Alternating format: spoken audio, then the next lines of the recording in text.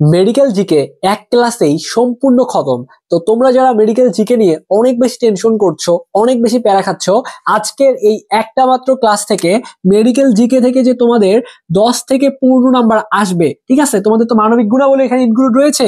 তো আমি ধরে নিলাম এখান থেকে যে 10টা বা 12টা প্রশ্ন আসবে।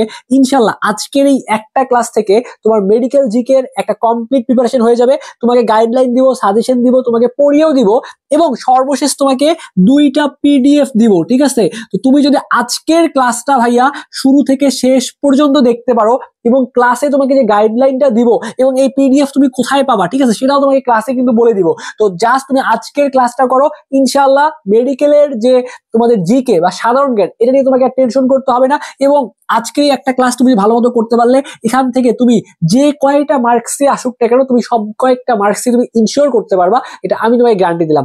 কাজেই চলো আমরা ক্লাসটা শুরু করে দেই। এবং সবাই একটু কষ্ট করে আমাদের ভিডিওটা শেয়ার করে দিবা তোমাদের বন্ধু বান্ধব, তোমার ফ্রেন্ড সার্কেল যারা আছে তাদের মাঝখানে। ওকে, তো চলো আমরা ক্লাসটা শুরু করে দেই। আসসালামু আলাইকুম এভরিওয়ান। তো কি অবস্থা তোমাদের? আশা করি তোমরা সবাই অনেক বেশি ভালো রয়েছো। আজকে আমরা তোমাদের মেডিকেল জিকে একদম একটা স্পেশাল সাজেশন দিব। তোমাদের যাদের প্রিপারেশন এখনো ভালো না, বা যারা কনফিউশনে আসো যে ভাইয়া সাম্প্রতিক কোনগুলো পড়বো বা কোন জায়গাগুলো থেকে প্রশ্ন বেশি আসতে পারে, আমি তোমাদেরকে বলবো যাদের প্রিপারেশন ভালো তারা তো এখান থেকে উপকৃত হবাই, এবং যাদের প্রিপারেশন এখনো একদম খারাপ, যে ভাইয়া আমি ভালো মতো পড়তে পারিনি, তারাও যদি আজকের এই ক্লাসটা করতে পারো ভাইয়া, আমি তোমাকে গ্যারান্টি দিচ্ছি মেডিকেল জিকেতে। তো এবার তো এখানে তোমাদের মানবিক গুণাবলীর প্রশ্ন থাকবে। তো তারপর আমি যদি বলি তোমাকে এখানে যে মেডিকেল গুণাবলী থেকে যদি 15টা প্রশ্ন আসে, ইনশাল্লাহ ভাইয়া তুমি 15তে 15 পাওয়ার মতো একটা প্রিপারেশন আজকের এই একটা ক্লাস থেকেই তোমার হয়ে যাবে। ওকে, তো প্রথমে আমি তোমাকে বলবো, আমি এখন তোমাকে 10 থেকে 15 পৃষ্ঠা যা পড়াবো, প্রথম 10 থেকে 15 পৃষ্ঠা যা পড়াবো, এখান থেকেই যদি কপাল ভালো থাকে ইনশাআল্লাহ আমরা আশা রাখবো এখান থেকেই আমাদের 2 থেকে 3টা এমসিকিউ হুবাহু কমন চলে আসবে, যদি সবকিছু ঠিকঠাক থাকে। তো তোমরা নর্মালি অনেক জিনিসপত্র পড়েছো। আমরা আজকে শুরু করব তোমাদের একদম সাম্প্রতিক যে অংশটা রয়েছে এইটা দিয়ে শুরু করব। সাম্প্রতিক শেষ করে পর্যায়ক্রমে তোমাদের বাংলাদেশ অংশ বলো বা ইন্টারন্যাশনালের যে অংশগুলো রয়েছে এইগুলো থেকে তোমাদের যে অংশগুলো ইম্পর্টেন্ট বা পড়তে হবে তোমাদেরকে সবগুলো জিনিসই পড়িয়ে দেওয়া হবে। তারপরে বাংলাদেশ এবং আন্তর্জাতিক এটা নিয়েও তোমাদের টেনশন করা লাগবে না। ওকে, তো আসো আমরা কথা না বলে ক্লাসটা শুরু করে দেই। তাহলে আমরা একটা স্লাইড নিয়ে আমরা পড়াশোনা শুরু করে দেই। আচ্ছা, প্রথমেই দেখো আমাদের যে টপিকটা নিয়ে পড়তে হবে, আমরা একটু ভূমিকম্প নিয়ে পড়াশোনা করব। দেখো একটু করে আমরা হেডলাইন দেই, আমরা একটু করে পড়াশোনা শুরু করব ভূমিকম্প। ভূমিকম্প এই টপিকটা নিয়ে আমরা একটু করে পড়বো, কারণ রিসেন্টলি এইটা নিয়ে আমরা আশা রাখতেছি যে প্রশ্ন আসার পসিবিলিটি খুবই বেশি। তো এই ভূমিকম্প থেকে তুমি প্রথমেই যে জিনিসটা মাথায় রাখবা, আমি তোমাকে সুন্দর করে প্রত্যেকটা জিনিস নোট করে দিব, একটু জাস্ট আমাকে সময় দেয়া লাগবে। আচ্ছা, তো বাংলাদেশে যে এই যে ভূমিকম্পটা হইলো, এটা কত কত তারিখে হয়েছে এই তারিখটা বলতে পারবা? যে বাংলাদেশে ভূমিকম্প রিসেন্ট যে আঘাতটা হানে, এই আঘাতটা হানে হচ্ছে মনে রাখবা 21 নভেম্বর। আমি তোমাকে বলে দেই, তোমার মনে না থাকলেও সমস্যা নাই, মনে রাখবা যে এই আঘাত হানে 21 নভেম্বর 2025। এখন প্রশ্ন আসতে পারে, এই যে 21 নভেম্বর 2025 যে ভূমিকম্পটা হইলো, এই ভূমিকম্পের মাত্রা কত ছিল? এই ভূমিকম্পের মাত্রা কত ছিল? মনে রাখবা এই ভূমিকম্পের মাত্রা ছিল 5.7 মাত্রার, কিন্তু মোটামুটি শক্তিশালী একটা ভূমিকম্প হয়েছিল। ঠিক আছে, 5.7 মাত্রার। ওকে, আমাদের দেশের প্রেক্ষাপটে এটাই কিন্তু মানে মোটামুটি শক্তিশালী। যদি আরেকটু বেশি হইতো তাহলে যে কি যে হইতো এটা আসলে বলা খুবই টাফ। ওকে, আচ্ছা, তাহলে তোমাকে এখানে প্রশ্ন করা হইতে পারে ভূমিকম্পের মাত্রাটা কত ছিল? 5.7 মাত্রা ভূমিকম্প হয়েছিল। কবে হয়েছিল? এই যে যদি তোমাকে প্রশ্ন করে তাহলে ধূপধাপ বলে দিবা, কোনো দেখা দেখির সময় নাই, 21 নভেম্বর 2025।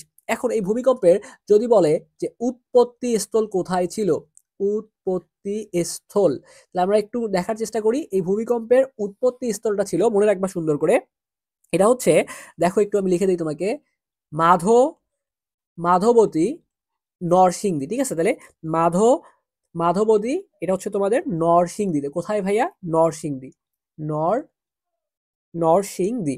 তাহলে এখানে আমি আবার ক্লিয়ার করতেছি, ভূমিকম্পের মাত্রা ছিল 5.7, উৎপত্তি স্থল হচ্ছে মাধবদী নরসিংদীতে এই ভূমিকম্পের উৎপত্তি স্থল হয়েছিল। এবং একটা জিনিস মনে রাখবা যে ভূমিকম্পের যে কেন্দ্র, এই কেন্দ্র স্থলকে কি বলা হয়? ভূমিকম্পের কেন্দ্র স্থলকে আমি এখানে জাস্ট বুঝাই দিচ্ছি, এরপরে তোমাকে একদম সুন্দরভাবে ভাইয়া টাইপ করা তোমাকে জিনিস নোট করাই দিব। চাপ নিও না ভাইয়া যে ভাইয়া এভাবে বলতেছেন মনে থাকবে না, থাকবে। পিডিএফ তো দিব ভাইয়া, পিডিএফ তো দিব, চাপ নিচ্ছ কেন? ক্লাসেই পিডিএফ তোমাকে বলে দিব কিভাবে তুমি পিডিএফটা নিবা আমাদের কাছ থেকে। ওকে, আচ্ছা, তো একটু করে দেখো যে ভূমিকম্পের কেন্দ্রস্থলকে কি বলা হয়, একটু ভালো করে মুখস্থ করবা, ক্লাসেই মুখস্থ হয়ে যাবে, ক্লাসেই এ টু জেড ক্লাসেই পড়া শেষ করবো আমরা। তো এই যে ভূমিকম্পের যে কেন্দ্রস্থল, এই ভূমিকম্পের কেন্দ্রস্থলকে কি বলা হয় মনে রাখবা, যে ভূমিকম্পের কেন্দ্রস্থলকে বলা হয় হাইপোসেন্টার। আমি একটু লিখে দিই তোমাদের সকলের জন্য, ভূমিকম্পের কেন্দ্রস্থলকে বলা হয় হাইপো সেন্টার, হাইপো সেন্টার। তাহলে ভূমিকম্পের কেন্দ্রস্থলকে বলা হয় হাইপো সেন্টার। আচ্ছা, আরেকটা জিনিস মনে রাখবা, খুবই গুরুত্বপূর্ণ একটা ডাটা, এটা তোমরা যখন ফিজিক্স তোমাদেরকে আমি পড়াইছিলাম, কি পড়াইছিলাম ভাইয়া, যখন তোমাদেরকে আমি ফিজিক্স পড়িয়েছিলাম তখন প্রথম অধ্যায়ে তোমাকে এই ইনফোটা একটু পড়িয়েছিলাম, যে ভূমিকম্প নির্ণায়ক যন্ত্রের নাম কি। কি বললাম, ভূমিকম্প নির্ণায়ক যন্ত্র, ভূমিকম্প নির্ণায়ক যন্ত্রের নাম কি। তাহলে এই যে ভূমিকম্প নির্ণায়ক যে যন্ত্র, এটাকে বলা হয় সিসমোগ্রাফ, এটাকে বলা হয় সিসমোগ্রাফ, সিসমোগ্রাফ। তাহলে ভূমিকম্প নির্ণায়ক যন্ত্রকে বলা হয় সিসমোগ্রাফ। এবং একটু কষ্ট করে আরেকটা জিনিস মনে রাখবা, কারণ এটা তোমার প্যাচ লাগতে পারে, এটা তো ভূমিকম্প নির্ণয় করলো, ঠিক আছে। এখন যদি বলা হয় যে এই যে ভূমিকম্পটা হইলো, আমরা যে বুঝলাম যে এটা 5.7 মাত্রার ভূমিকম্প হয়েছে, তাহলে এই ভূমিকম্পের তীব্রতা তুমি কিভাবে মাপবা, ভূমিকম্পের ভূমিকম্পের তীব্রতা। তাহলে ভূমিকম্পের তীব্রতা যে পরিমাপক যে যন্ত্র, এটাকে কি বলা হয়, তাহলে মনে রাখবা ভূমিকম্পের তীব্রতা পরিমাপক যন্ত্র বা এই তীব্রতা পরিমাপ করা যায় রিক্টার স্কেলের সাহায্যে। কিসের সাহায্যে, মুখস্থ করো ক্লাসের মধ্যেই, রিক্টার স্কেল। তাহলে এই রিক্টার স্কেলের সাহায্যে এই ভূমিকম্পের তীব্রতা পরিমাপ করা যায়। আর ভূমিকম্প সম্পর্কিত এই যে তথ্যগুলো তুমি পাইছো, এটা কই থেকে পাইছো, এটা তুমি পাইছো হচ্ছে আবহাওয়া অধিদপ্তর থেকে পাইছো। কই থেকে পাইছো, আবহাওয়া, ঠিক আছে, আবহাওয়া আবহাওয়া অধিদপ্তর থেকে তুমি এই ইনফরমেশনগুলো পাইছো, বা আমি যে তোমাকে বলতেছি এই ভূমিকম্প সম্পর্কিত তথ্যগুলো কই থেকে পাইছি, আবহাওয়া অধিদপ্তর থেকে পাইছি। আচ্ছা, এই আবহাওয়া অধিদপ্তরের সদর দপ্তর কোথায়, তাহলে এই আবহাওয়া যে অধিদপ্তরটা আছে, এই আবহাওয়া অধিদপ্তরের সদর দপ্তর, ঠিক আছে, তাহলে এর সদর দপ্তর, দুন্তস দ আর বৈষ্ণরা, সদর দপ্তর। তাহলে এর সদর দপ্তরটা কোথায় অবস্থিত, এটা একটু সুন্দর করে মনে রাখবা। এর সদর দপ্তর অবস্থিত হচ্ছে ঢাকায়, ঢাকার কোথায়, আগারগাঁওয়ে, ঢাকার ঢাকার আগারগাঁওয়ে এর সদর দপ্তর অবস্থিত। ওকে, আচ্ছা, এরপরে আরেকটা জিনিস মনে রাখবা, যে বাংলাদেশের এই ভূকম্পন পর্যবেক্ষণ কেন্দ্র কয়টা আছে, বাংলাদেশের ভূকম্পন যে আমরা যে এই যে পর্যবেক্ষণ করতেছি, এরকম পর্যবেক্ষণ কেন্দ্র কয়টা আছে মনে রাখবা, পর্যবেক্ষণ। আচ্ছা, একটু বানানটা ভুল করে ফেলেছি, পর্যবেক্ষণ কেন্দ্র, পর্যবেক্ষণ কেন্দ্র। এইরকম আমাদের পর্যবেক্ষণ কেন্দ্র আছে কয়টা বলতো, 4টা, এরকম পর্যবেক্ষণ কেন্দ্র আছে 4টা। তাহলে এই 4টা কি কোথায় কোথায় আছে, আমি তোমাকে একটু লিখে দেই। এই 4টা পর্যবেক্ষণ কেন্দ্র পর্যবেক্ষণ যে করতেছি, এই পর্যবেক্ষণ কেন্দ্রের মধ্যে একটা আছে তোমার ঢাকার মধ্যে, 1 নাম্বার হচ্ছে ঢাকা, এরপরে আছে হচ্ছে চট্টগ্রাম, ঢাকা চট্টগ্রাম, 3 নম্বরে মনে রাখবা রংপুর, 3 নম্বরে হচ্ছে রংপুর, এবং 4 নম্বরে মনে রাখবা সিলেট, 4 নম্বরে মনে রাখবা সিলেট। তাহলে আমরা এতক্ষণ যা পড়লাম, এখান থেকে একটা নাম্বার আসার পসিবিলিটি অনেক অনেক অনেক বেশি। আমরা একটু সামারি করে ফেলবো। তো আমরা ভূমিকম্প রিলেটেড ইনফরমেশন গুলা পড়তেছিলাম, তাহলে আমরা ভূমিকম্প রিলেটেড যে ইনফোগুলা পড়লাম ভাইয়া, আসো আমরা আবার একটু রিভিশন দিয়ে ফেলি। ভূমিকম্প রিলেটেড যে ইনফোগুলা পড়লাম, একটু আমরা রিভিশন দিব। তো প্রথম যে ইনফো আমরা পড়ছি সেটা হচ্ছে যে এই যে ভূমিকম্পটা ছিল, বা ভূমিকম্পটা রিসেন্টলি যেটা হইলো, সেটা ছিল 7.5 মাত্রার। এই ভূমিকম্প হয়েছিল 21 নভেম্বর 2025, ঠিক আছে। আচ্ছা, এই ভূমিকম্পের উৎপত্তি স্থল ছিল নরসিংদীতে, এবং ভূমিকম্প যদি কেন্দ্রস্থল, এই কেন্দ্রস্থলকে বলা হয় হাইপোসেন্টার। ভূমিকম্প নির্ণায়ক যন্ত্রকে বলা হয় সিসমোগ্রাফ। আর এই যে ভূমিকম্পটা 5.7 মাত্রার হয়েছে, এটা আমরা পরিমাপ কিভাবে করেছি, তাহলে এই ভূমিকম্পের তীব্রতা পরিমাপ করেছি আমরা রিক্টার স্কেলের সাহায্যে। 4টা পর্যবেক্ষণ কেন্দ্র আছে, কয়টা আছে ভাইয়া, 4টা পর্যবেক্ষণ কেন্দ্র আছে, একটা আছে তোমার ঢাকাতে, একটা চট্টগ্রামে, একটা রংপুরে, একটা সিলেটে। তাহলে এই 4টা কি আছে বলতো, আমাদের পর্যবেক্ষণ কেন্দ্র রয়েছে। আচ্ছা, আর সদর দপ্তর অবস্থিত কোথায়, এই যে তুমি যে এই যে ভূমিকম্প সব তথ্যগুলো পাচ্ছ, এটা আবহাওয়া অধিদপ্তরের মধ্যে মাধ্যমে পাচ্ছ। তাহলে এই আবহাওয়া অধিদপ্তরের সদর দপ্তর অবস্থিত আবার হচ্ছে ঢাকার আগারগাঁওয়ে, এবং এইটা প্রতিরক্ষা মন্ত্রণালয়ের অধীনে। ওকে, ওকে ফাইন, আমি আশা করব তোমরা সবাই এই ইনফোগুলো আমার সাথে সাথেই ক্লাসে মুখস্থ করে ফেলেছো। এবার আমরা পরবর্তী আরো কিছু ব্যাপার নিয়ে পড়বো। তো এবার আমরা এই যে রিসেন্টলি তোমাদের আপডেট আমি জানাই দেই, এটা তোমরা সবাই জানবা। দেখো এই যে 22 বছর পর ভারতকে ফুটবল ম্যাচে হারিয়েছে কে বলো তো? 22 বছর পর ভারতকে ফুটবল ম্যাচে হারিয়েছে বাংলাদেশ, হারিয়েছে না? তোমরা সবাই জানো, আশা করি তোমরা সেই ফুটবল ম্যাচটা সবাই দেখেছিলা। তো এই ফুটবল ম্যাচ সম্পর্কে আমরা গুরুত্বপূর্ণ ইনফরমেশন গুলো পড়ে ফেলবো। তো আমরা এবার একটু এখানে হেডিংটা আমাদের মতো করে দিব, ঠিক আছে? আমরা হেডিং আমাদের মতো করে দিব। আমরা হচ্ছে এই যে হেডিং দিলাম ফুটবল, ফুটবল ম্যাচ। এই ফুটবল ম্যাচ সম্পর্কে যেগুলো তোমার জানা প্রয়োজন আমরা সেইগুলো একটু দ্রুত গতিতে পড়ে ফেলার চেষ্টা করবো, একদম দ্রুত গতিতে আমরা পড়ে ফেলবো এবং ক্লাসেই তোমার পড়াগুলো মুখস্থ হয়ে যাবে। আচ্ছা, তো এই ফুটবল ম্যাচ নিয়ে প্রথম যেটা মনে রাখবা যে 22 বছর পর ভারতকে ফুটবল ম্যাচে হারিয়েছে বাংলাদেশ। তাহলে কত বছর পর? এই ইনফোটা খুবই খুবই গুরুত্বপূর্ণ, আশা করি এটা চলে আসবে। এটা হচ্ছে তোমাদের কত বছর পর একটু মনে রাখবা, 22 বছর পর। কত বছর পর? 22 বছর। একটু পেনটা এটা নেই, তাহলে লিখতে সুবিধা হবে। তাহলে 22 বছর পর ভারতকে, কোন দেশকে? এই দেশটা একটু মনে রাখবা, ভারতকে হারিয়েছে। তাহলে ভারতকে হারিয়েছে 22 বছর পর ভারতকে হারিয়েছে কে? এটা মনে রাখবা, বাংলাদেশ হারিয়েছে। কে হারিয়েছে 22 বছর পর ভারতকে হারিয়েছে? বাংলাদেশ, বাংলাদেশ। ওকে, তাহলে কোন দেশ এটা একটু মনে রাখবা। এরপরে যেটা মনে রাখবা সেটা হচ্ছে যে এখান থেকে মনে রাখবা ম্যাচটিতে বাংলাদেশ কত গোলে জয়লাভ করছে, এটা তোমাদের একটু বলে দেই। তাহলে এখানে জয়লাভ যেহেতু করলো বাংলাদেশ, তাহলে এখানে গোল সংখ্যাটা যদি একটু তোমাকে বলি, গোল সংখ্যা, গোল কয়টা কয়টা হয়েছিল আসো একটু তোমাদের এটা একটু লিখে দেই। তো এখানে মনে রাখবা যে বাংলাদেশ এখানে গোল করেছিল একটা এবং ইন্ডিয়া একটা গোলও করতে পারে নাই। তাহলে 1-0 গোলে কিন্তু বাংলাদেশ জয়লাভ করেছিল, 1-0 গোলে বাংলাদেশ জয়লাভ করেছিল। তো এশিয়া কাপের বাছাই পর্বে বাংলাদেশ বনাম ভারত ম্যাচটি অনুষ্ঠিত হয়। তাহলে এই যে এশিয়া কাপ, এটা কোন কাপ, মানে খেলাটা কি উপলক্ষে হয়েছে, এটা তোমাদের একটু যদি প্রশ্ন করে তাহলে মনে রাখবা এটা হচ্ছে এশিয়া কাপ, ঠিক আছে? অনেকে জানো না, তো তোমাদের বলে দেই। এটা কি ছিল ভাইয়া? এশিয়া কাপের বাছাই পর্ব ছিল। তাহলে এশিয়া কাপের বাছাই পর্ব, এশিয়া কাপের এই কালারটা ওকে ফাইন বোঝা যাচ্ছে, আশা করি লেখাগুলো ক্লিয়ার ভাবে বোঝা যাচ্ছে। এবং আমি একটু বোল্ড করে লিখতেছি যাতে তোমাদের বুঝতে সুবিধা হয়। এটা ছিল তোমাদের এশিয়া কাপের বাছাই পর্ব, ঠিক আছে? ঠিক আছে, তাহলে এশিয়া কাপের বাছাই পর্ব এটা ছিল। তো এই এশিয়া কাপের যে বাছাই পর্বে বাংলাদেশ বনাম ভারত ম্যাচটা অনুষ্ঠিত হয়েছিল, কবে অনুষ্ঠিত হয়েছে এটা একটু সুন্দর করে মনে রাখবা।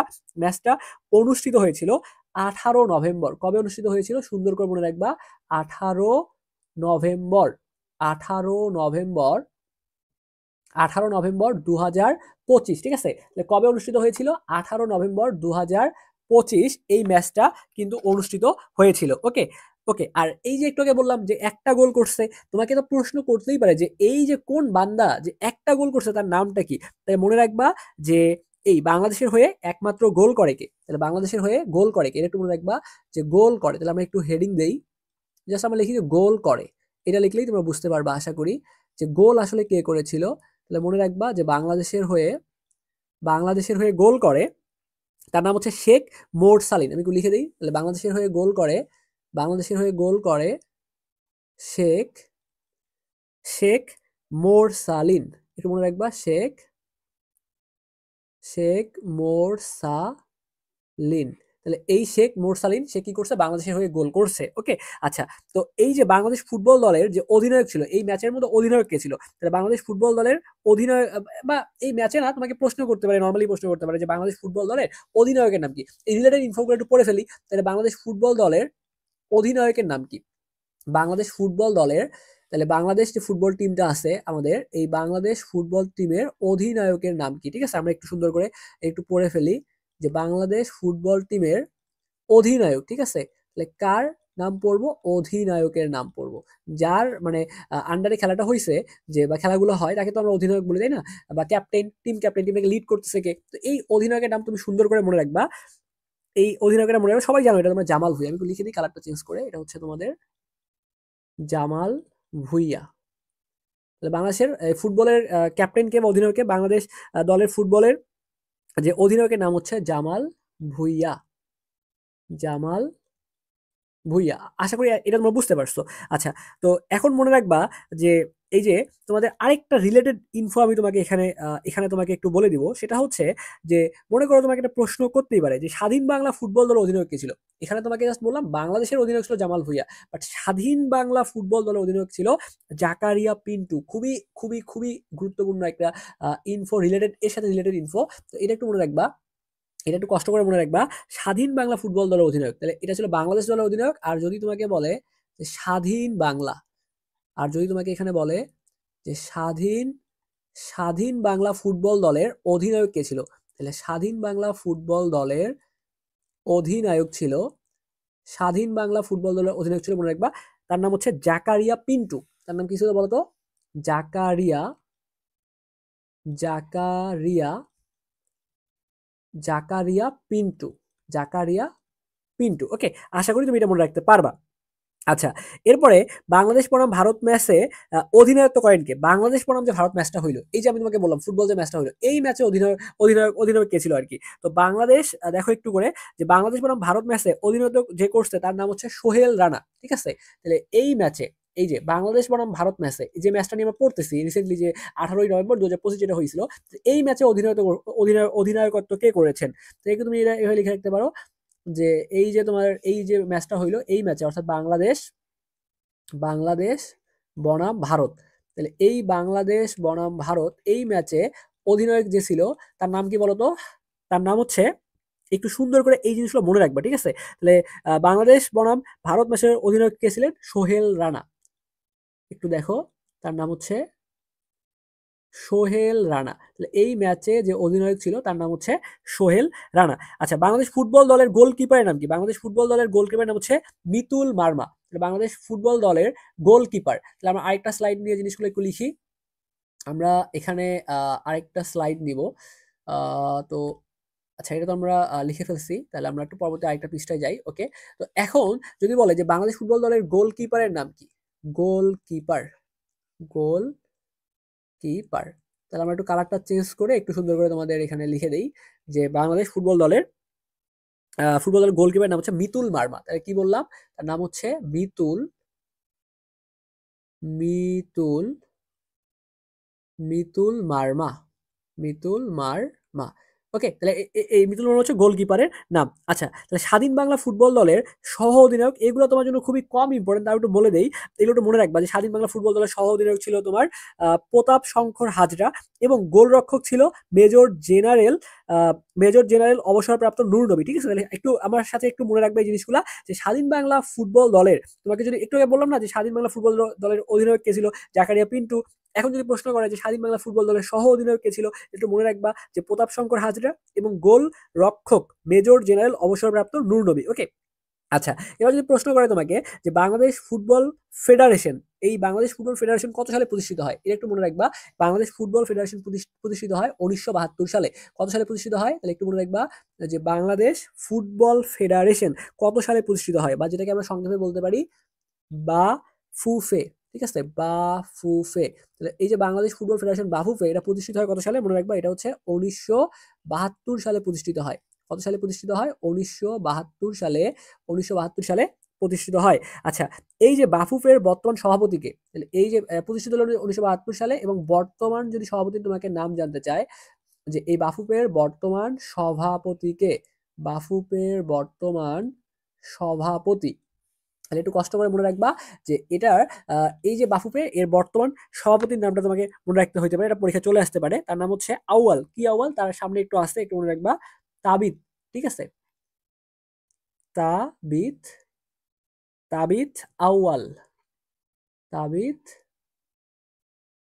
আউয়াল। ঠিক আছে, তাবিদ আউয়াল। তাহলে এই ইনফোটা একটু কষ্ট করে মনে রাখবা। তাহলে এই যে বাফুপে ফিফার সদস্যপদ লাভ করে কত সালে? তো এই বাফুপে ফিফার সদস্যপদ কবে লাভ করে? একটু মনে রাখবা যে ফিফার সদস্যপদ লাভ করে, ফিফার সদস্যপদ লাভ করে বাফুপে, ফিফার সদস্যপদ, বাফুপে ফিফার সদস্যপদ লাভ করে কত সালে? তাহলে এই বাফুপে ফিফার সদস্যপদ, তাহলে দেখো বাফুপে, এখানে তোমাকে প্রথম যে ইনফরমেশন বললাম যে এই বাফুপে গঠিত হইল 1972 সালে, বা প্রতিষ্ঠিত হয় 1972 সালে, এবং বাফুপে ফিফার সদস্যপদ লাভ করে 1976 সালে, মানে প্রতিষ্ঠা হওয়ার 4 বছর পর 1976 সালে, 1976 সালে কি করে? ফিফার সদস্যপদ কিন্তু লাভ করলো। আর বাংলাদেশের, এখানে মনে রাখবা, বাংলাদেশের ফুটবল ইতিহাসের শ্রেষ্ঠ খেলোয়াড়, যদি এই প্রশ্ন করে যে বাংলাদেশের ফুটবল ইতিহাসের শ্রেষ্ঠ খেলোয়াড়কে, বাংলাদেশের ফুটবল বাংলাদেশের ফুটবল ইতিহাসের শ্রেষ্ঠ খেলোয়াড় হচ্ছে জাদুকর সামাদ। তাহলে শ্রেষ্ঠ খেলোয়াড়, শ্রেষ্ঠ শ্রেষ্ঠ খেলোয়াড়, যদি শ্রেষ্ঠ খেলোয়াড় বলে, শ্রেষ্ঠ খেলোয়াড়, ঠিক আছে। অপশনে কিন্তু এমন এমন অপশন দিবে, তুমি কিন্তু মানে ভুল করবা এবং এই নামটা তোমার মাথায় আসবে না।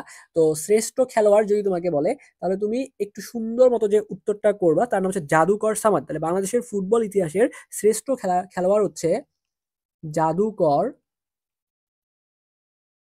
জাদুকর সামাদ। জাদুকর সামাদ, ওকে, এই ইনফোটা একটু মনে রাখবা। এরপরে তোমাকে কিন্তু এখানে অপশন হামজা চৌধুরী দেওয়া থাকতে পারে, বাট হামজা চৌধুরী কিন্তু ভুলেও দাগানো যাবে না, এটা হবে তোমার জাদুকর সামাদ। এরপর যদি বলি যে এই যে হামজা চৌধুরীকে নিয়ে যদি কিছু কথাবার্তা বলি, যে হামজা চৌধুরী ইংল্যান্ডে জন্মগ্রহণকারী বাংলাদেশি বংশোদ্ভূত খেলোয়াড়, ঠিক আছে। আচ্ছা, তিনি বাংলাদেশ ফুটবল লেস্টার সিটির হয়ে খেলেন, ঠিক আছে। বাংলাদেশ তিনি তিনি ফুটবল ক্লাব লেস্টার সিটি। তাহলে এখন তোমাকে প্রশ্ন করতে পারে, এই যে হামজা চৌধুরী যে বললাম, তাহলে হামজা চৌধুরী ইংল্যান্ডে জন্মগ্রহণকারী বাংলাদেশি বংশোদ্ভূত কিন্তু খেলোয়াড়, এটা মনে রাখবা।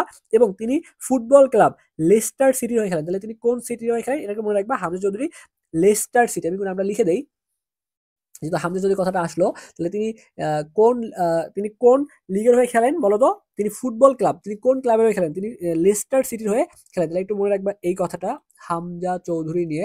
যদি তোমাকে বলি যে হামজা চৌধুরী, তাহলে হামজা চৌধুরী।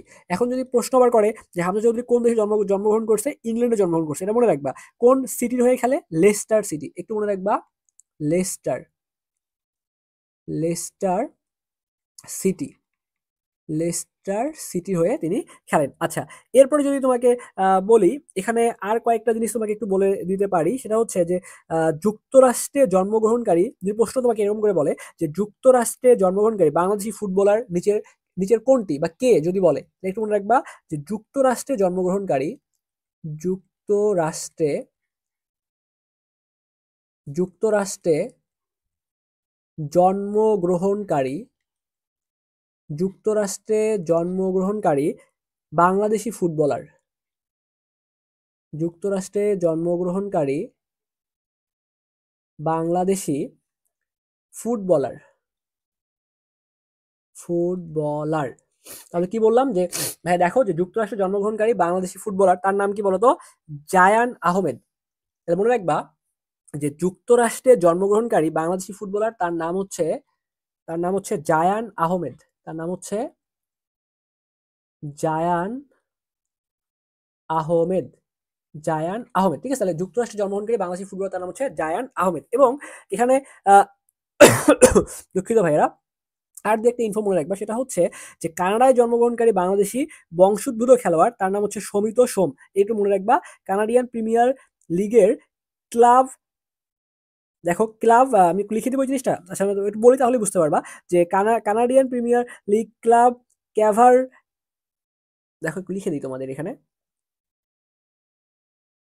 ক্যাভার ক্যাভারলি ক্যাভারলি ওকে, ক্যাভারলি ওকে, এই ক্যাভারলি এফসি এফসির হয়ে খেলেন। তাহলে এখন তোমাকে প্রশ্ন করতে পারে, এখান থেকে যে প্রশ্নটা হইতে পারে যে সমিত সোম ইনি হচ্ছে কানাডায় জন্মগ্রহণকারী বাংলাদেশি ফুটবল খেলোয়াড়, কানাডিয়ান প্রিমিয়ার লিগ, নামটা দেখো কিরকম একটু কঠিন নামটা না, Canadian premier league club Cavalry, এটা হচ্ছে ক্যাভালরি এফসি, ক্যাভালরি মনে রাখবা, ক্যাভালরি এফসির হয়ে তিনি খেলেন। তো এটা একটু সুন্দর করে মনে রাখবা, ক্যাভালরি এফসির হয়ে তিনি খেলেন। তো এর পরে আমরা যদি ভাইয়া দেখি যে আর যে ইম্পর্টেন্ট জিনিসগুলো আমাদের পড়তে হবে, সেগুলো নিয়ে যদি আমরা একটু কথা বলার চেষ্টা করি। দেখো, এবার আমরা তোমাকে যেটা পড়াবো, আমরা আশা রাখবো এখান থেকেও তুমি একটা আমার কমন পাওয়ার পসিবিলিটি, সাম্প্রতিক যে অংশগুলো রয়েছে খুবই বেশি খুবই বেশি। কিছু স্পেশাল ট্রিক্স তোমাকে আমি এবার শেখাই দিই, সেটা হচ্ছে যে তোমাকে যদি বলে, দেখো একটু তোমাকে যদি বলে যে বিশ্ব স্বাস্থ্য দিবস কত তারিখে পালিত হয়, একটু মনে রাখবা যে বিশ্ব বিশ্ব স্বাস্থ্য দিবস বিশ্ব স্বাস্থ্য দিবস, দেখো তো বিশ্ব স্বাস্থ্য দিবস কত তারিখে পালিত হয়? এটা মনে রাখবা 7 এপ্রিল, 7 এপ্রিল। তাহলে যদি বলে যে বিশ্ব স্বাস্থ্য দিবস কত তারিখে পালিত হয়? 7 এপ্রিল। আমরা আগের স্লাইডটা একটু রিভিউ করা আমাদের উচিত ছিল মনে হয়। তো এখানে আমি যদি আগের স্লাইডটা একটু 1 মিনিট রিভিউ করি, সেটা হচ্ছে 22 বছর পর ভারতকে হারাইছে বাংলাদেশ, হারাইছে, ঠিক আছে। কত গোলে? 1-0 গোলে। একটা যে গোলটা করছে, এই গোলটা কে করছে? শেখ মোরসালিন গোলটা করছে। বাংলাদেশ ফুটবল দলের অধিনায়ক হচ্ছে জামাল ভুঁইয়া। স্বাধীন বাংলা যদি বলে তাহলে অধিনায়ক হচ্ছে জাকারিয়া পিন্টু। আর এই যে বাংলাদেশ ভারত যে ম্যাচটা নিয়ে আমরা পড়লাম, এই ম্যাচে ক্যাপ্টেন্সি কে করছে? এই ম্যাচে ক্যাপ্টেন্সি করছে কিন্তু সোহেল রানা। তো এইগুলো সব সব থেকে বেশি ইম্পর্টেন্ট। আর গোলকিপারের নাম তোমাকে বলে দিছি যে বাংলাদেশের গোলকিপারের নাম হচ্ছে বিতুল মার্মা বাফুপে। এটা 1972 সালে প্রতিষ্ঠিত হয়েছে। বর্তমান সভাপতির নাম কি? বর্তমান সভাপতির নাম হচ্ছে দেখো তাবিত আউয়াল। আর এই যে বাফুপে এটা ফিফার সদস্য পদ লাভ করে 1976 সালে। আর যদি বলে যে বাংলাদেশের ইতিহাসের শ্রেষ্ঠ খেলোয়াড়কে, এটা তোমার হামজা যদি দাগাইলে ভুল হয়ে যাবে, এটা আসার পসিবিলিটি বেশি ভাইয়া। মনে একবার জাদুকর সামাদ। ওকে, আচ্ছা, এইগুলো সব থেকে বেশি ইম্পর্টেন্ট। আমরা যদি এরপর দেখার চেষ্টা করি, সেটা হচ্ছে যে বিশ্ব স্বাস্থ্য দিবস কত তারিখে পালিত হয়। তাহলে স্বাস্থ্য দিবস পালিত হয় 7 এপ্রিল পালিত হয়। স্বাস্থ্য দিবস যদি এখন বলে যে কত থেকে পালিত হয়, বললা 7 এপ্রিল। এই 7 দিয়ে আরেকটা মনে রাখবা যে গ্লোবাল স্ট্রাইক ফর গাজা। দেখো এই যে 7 দিয়ে আরেকটা ইনফর্ম মনে রাখবো যে গ্লোবাল স্ট্রাইক ফর গাজা কত থেকে পালিত হয়, 7 এপ্রিল। তাহলে এই রিলেটেড ইনফো আরেকটা মনে রাখবা, সেটা হচ্ছে global global strike global strike global strike for Gaza. Global strike for Gaza এইটাও কিন্তু ভাইয়া 7 এপ্রিল। 7 এপ্রিল মনে রাখবা, 7 এপ্রিল পালিত হয়। তাহলে 7 এপ্রিল দিয়ে দুইটা ইনফো শিখলাম আমরা। বিশ্ব স্বাস্থ্য দিবস 7 April, global strike for Gaza পালিত হয়, এটাও 7 এপ্রিল। ওকে, এই দুইটা আশা করি আমাদের ক্লিয়ার হয়েছে। 7 দিয়ে আরেকটা জিনিস মনে রাখবা, বর্তমান বাংলাদেশ রেমিটেন্স আয়ে বিশ্বে কততম। এই 7 দিয়ে মনে রাখবা সপ্তম। 7 দিয়ে কি মনে রাখবা? সপ্তম। 7 দিয়ে মনে রাখবা সপ্তম। তাহলে বর্তমান বাংলাদেশ রেমিটেন্স আয়ে, তাহলে এইটা আরেকটা ইনফো মনে রাখবা যে বাংলাদেশ, তাহলে এই যে বর্তমান বাংলাদেশ, এটা মনে রাখবা রিসেন্ট ইনফো কিন্তু আমরা তোমাকে বলতেছি। তাহলে মনে রাখবা বর্তমান বাংলাদেশ রেমিটেন্স আয়ে, ঠিক আছে? কি আয়ে বলো তো? রেমিটেন্স আয়ে। একটু লিখে দেই, রেমিটেন্স আয়ে, বর্তমান বাংলাদেশ রেমিটেন্স আয়ে বিশ্বে কততম। রেমিটেন্স আয়ে বিশ্বে হচ্ছে ভাইয়া সপ্তম। 7 দিয়ে মনে রাখবা সপ্তম। আশা করি এই ইনফোগুলো তোমার ক্লিয়ার হয়ে গিয়েছে। তো বাংলাদেশের প্রথম মেডিকেল বিশ্ববিদ্যালয় কোনটি? তাহলে এখন যদি আরেকটা প্রশ্ন করি যে বাংলাদেশের প্রথম মেডিকেল বিশ্ববিদ্যালয় কোনটি, তাহলে দেখো বাংলাদেশের প্রথম মেডিকেল বিশ্ববিদ্যালয় হচ্ছে বাংলাদেশ মেডিকেল বিশ্ববিদ্যালয়। ওকে, তাহলে একটু মনে রাখবা বাংলাদেশের বাংলাদেশের প্রথম মেডিকেল বিশ্ববিদ্যালয়, বাংলাদেশের প্রথম মেডিকেল বিশ্ববিদ্যালয়। তাহলে কি বললাম? বাংলাদেশের প্রথম মেডিকেল বিশ্ববিদ্যালয় হচ্ছে, মনে রাখবা নামের সাথে মিল রয়েছে, বাংলাদেশ মেডিকেল বিশ্ববিদ্যালয়। বাংলাদেশ মেডিকেল বিশ্ববিদ্যালয়। বাংলাদেশ মেডিকেল বিশ্ববিদ্যালয়। বাংলাদেশ মেডিকেল বিশ্ববিদ্যালয়। ওকে, ফাইন, আশা করি তোমরা বুঝতে পারছো। আচ্ছা, এরপরে তোমাকে যদি আরেকটা প্রশ্ন আমি এখানে এভাবে তোমাকে করি, সেটা হচ্ছে দেখো এসডিজিএস এর কত নং লক্ষ্যমাত্রাটি স্বাস্থ্য সম্পর্কিত। স্বাস্থ্য, এটা সবাই তোমরা জানো, এর আগেও তোমাদের পড়াইছিলাম একবারে। এটা কত কত কত নং লক্ষ্যটি স্বাস্থ্য সম্পর্কিত? মনে রাখবা 3 নং এবং 6 নং। কত নম্বর? 3 নং। এটা মনে রাখবা যে 3 নং এবং 6 নং। কত নম্বর ভাই? 3 নম্বর এবং 6 নম্বর। আচ্ছা, এখন যদি বলে যে বিশ্ব স্বাস্থ্য সংস্থার, এই যে আমরা স্বাস্থ্য নিয়ে কথাবার্তা বলতেছি, তো এই যে এখান থেকে তোমাকে প্রশ্ন করতেই পারে তারা চাইলে যে বিশ্ব স্বাস্থ্য সংস্থার সদর দপ্তর কোথায় অবস্থিত। তাহলে একটু মনে রাখবা যে বিশ্ব স্বাস্থ্য সংস্থার সদর দপ্তর, দেখো বিশ্ব স্বাস্থ্য সংস্থার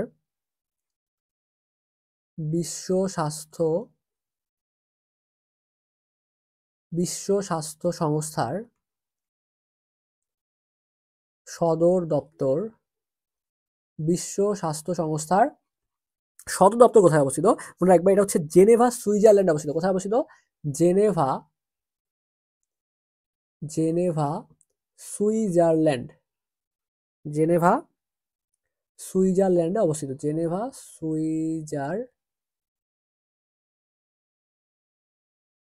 তাহলে মনে রাখবা যে বিশ্ব স্বাস্থ্য সংস্থার সদর দপ্তর অবস্থিত জেনেভা, সুইজারল্যান্ডের মধ্যে অবস্থিত। আশা করি তুমি এগুলো সবগুলো পারবা। আচ্ছা, তো এবার তোমাকে যদি একটা প্রশ্ন করি এরকম যে the lady with the lamp নামে পরিচিত কে? এটা কিন্তু খুবই গুরুত্বপূর্ণ, এবার আসার মতো একটা information. The lady with the lady with the lamp, the lady with the lamp নামে পরিচিত কে? এটা মনে রাখবা ফ্লোরেন্স নাইটিঙ্গেল। ঠিক আছে, খুবই গুরুত্বপূর্ণ, খুবই গুরুত্বপূর্ণ, এটা মনে রাখবা ফ্লোরেন্স, ফ্লোরেন্স,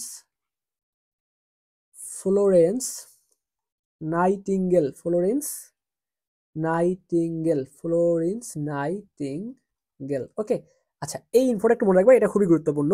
এরপর যদি বলে যে রেডিও বেগম কোন দেশে সম্প্রচারিত হয়, এটা মনে রাখবা আফগানিস্তানে সম্প্রচারিত হয়। এটা তোমাদের রিলেটেড একটু পড়াশোনা, এই জন্য আমি তোমাকে এটা বলে দিলাম যে রেডিও বেগম কোন দেশে সম্প্রচারিত হয়, আফগানিস্তান।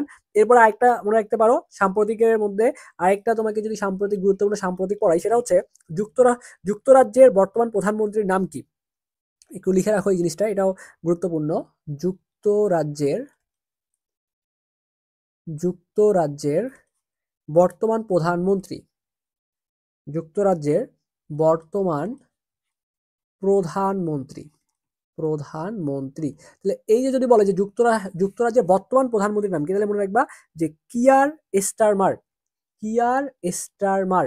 তাহলে মনে রাখবা, কি মনে রাখবা বলতো? Keir Starmer, Keir Starmer. ওকে, আচ্ছা এরপর আমরা একটু দ্রুত আগাবো, সবগুলো জিনিস লিখলে অনেক বেশি সময় লাগবে। আমি তোমাদেরকে পিডিএফ তো অবশ্যই দিব, এবং গুরুত্বপূর্ণ জিনিসগুলো আমি তোমাদেরকে বলে দিচ্ছি। তাহলে এখানে যুক্তরাজ্য দেখলাম, এর সাথে যদি তোমাকে একটু বলে দেই যে নেপালের বর্তমান প্রধানমন্ত্রীকে, ঠিক আছে, জাস্ট তোমাকে যদি বলি যে নেপাল, তাহলে নেপালের বর্তমান প্রধানমন্ত্রীর নাম কি? মনে রাখবা যে সুশীলা কার্কি। নেপালের বর্তমান প্রধানমন্ত্রীর নাম হচ্ছে, নেপালের বর্তমান প্রধানমন্ত্রীর নাম হচ্ছে সুশীলা, সুশীলা কার্কি। ঠিক আছে, সুশীলা কার্কি, একটু মনে রাখবা এটা। আচ্ছা, আর একটা সাথে মনে রাখতে পারো সাম্প্রতিক ডাটা হিসেবে যে মালদ্বীপের বর্তমান প্রধানমন্ত্রীর নাম, যদি একটু লিখে দিই মালদ্বীপ। ঠিক আছে, মালদ্বীপ। তাহলে মালদ্বীপের বর্তমান প্রধানমন্ত্রীর নাম কি? এটা যদি তোমাদের বলে তাহলে মনে রাখবা যে মোহাম্মদ মুইজ্জু। নামগুলো একটু কঠিন কঠিন, তোমাদের একটু কষ্ট করে মনে রাখতে হবে, করার কিছুই নাই। ঠিক আছে, তাহলে মনে রাখবা যে মালদ্বীপের বর্তমান প্রধানমন্ত্রীর নাম হচ্ছে মোহাম্মদ মুইজ্জু। ঠিক আছে, মোহাম্মদ মুইজ্জু। আশা করি তোমরা এটা মনে রাখতে পারবা।